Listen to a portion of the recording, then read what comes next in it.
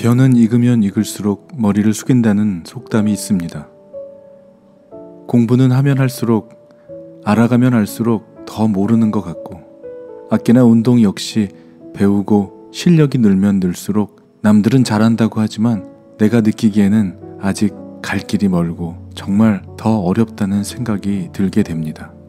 소크라테스는 자칭 현명하다고 생각하는 정치가, 시인, 장인들과 많은 대화를 나누며 그들을 관찰해 보았다고 합니다.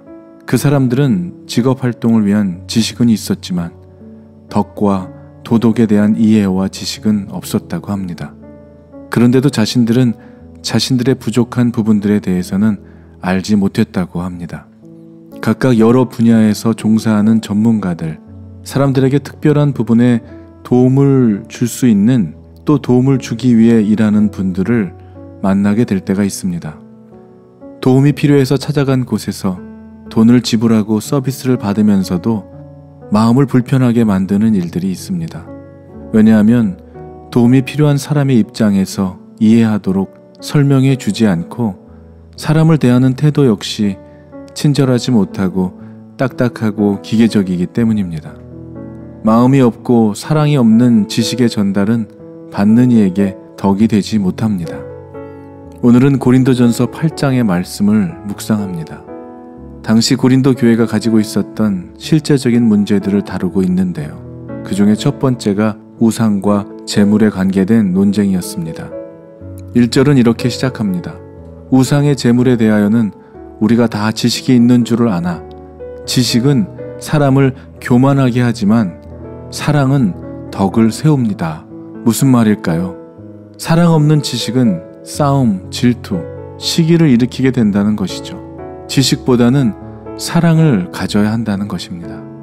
우리가 무엇을 안다고 큰 소리치는 사람은 사실 아는 것보다 더 중요한 것이 있다는 것을 모르고 있는 것입니다. 덕을 세우지 못하는 지식은 온전한 지식이라 할 수 없다는 것입니다. 지식의 원리를 따르지 말고 사랑의 원리를 따라 행하는 성도가 되어야 한다는 것입니다. 하나님의 사랑을 알고 그 사랑을 받은 사람이라면 그 사랑이 드러나게 된다는 것이죠. 절대로 우리가 우리의 능력으로 살아가는 것이 아님을 알게 된다는 것입니다. 교만해질 수가 없다는 것이죠. 교만하다는 것은 이미 하나님의 사랑을 알지 못하는 자라는 것을 입증하는 셈이 되고 맙니다. 교회 안에서 일어나는 일들 중에 조금 안다고 생각하고 다른 사람보다 믿음이 있다고 생각하는 사람들이 문제를 일으키는 경우가 있습니다. 성경에 관한 지식과 믿음의 경험이 필요한 것이기는 하지만 그 자체가 믿음은 아니라는 것입니다. 오랜 신앙생활로 인해 신앙의 경험과 신앙생활이 능숙해질 수는 있겠지만 그것이 그 사람의 인격을 대변해 주지는 못합니다.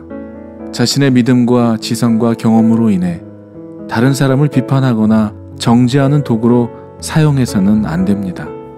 자신의 생각과 믿음에 대한 확신을 버릴 필요는 없지만 만일 그 확신으로 인해 누군가를, 그 상대를 힘들게 하고 정죄하는 데 사용하고 덕을 세우지 못했다면 그 사랑이 없는 지식은 생명을 살리는 통로로 쓰임받지 못할 것입니다. 내가 생각하는 내 자신의 확신과 내가 알고 있는 지식보다 더 중요한 것은 상대방을 배려하는 마음입니다. 지식은 필요하고 어떻게 사용하느냐에 따라 참으로 유용하지만 그 지식이 전부인 양 내 안에 자리를 잡게 되면 그것은 우리를 교만케 하는 것입니다. 자신의 주장이 틀리지 않고 맞다고 생각하는 사람들의 주장으로 인해 사실 누군가에게는 상처를 주게 되는 것이죠. 배운 것이 없어도, 그래서 무식한 어머니일지라도 유식한 자식에게 당당히 어머니 노릇을 할 수 있는 것은 지혜와 지식의 문제가 아니라 사랑의 문제이기 때문입니다. 또한 고린도 교회 안에서 우상에게 바친 고기를 먹는 일에 대하여 바울은 여기서 상당한 직설적인 표현을 사용하면서 우상의 실체에 대해서 이렇게 말합니다. 실체도 아무런 능력도 없는 것이라고. 우상의 존재가 아무것도 아니라며 인간이 만들어낸 그저 허상과 다를 바 없는 것이라고 말합니다. 모든 것을 창조하신 하나님은 한 분뿐이라는 것이죠. 그러니까 그 우상에게 바친 고기를 먹고 안 먹고의 문제가 아니고 영적으로도 아무런 영향을 주지 못할 뿐 아니라 음식 자체가 무슨 신비한 효험이나 마법 같은 효과를 내는 것이 아니라는 것이죠. 그러니까 이것을 모르는 사람들에게 가르치려는 자의 자세로 지식의 문제로 다루지 말고 사랑으로 대해야 한다는 것입니다. 그러나 우리가 경계하고 조심해야 하는 것은 그 행위로 인해 누군가 형제자매를 실족해 할 위험이 없다면 먹어도 좋겠지만 만일 실족해 할 위험이 있다면 먹지 말아야 한다는 것입니다. 죄냐 아니냐의 문제가 아니라는 것이죠. 자기 소신대로 행동하는 것은 좋지만 때로는 그것이 다른 사람들에게 어떤 영향을 미치는지 생각해 보아야 한다는 것입니다.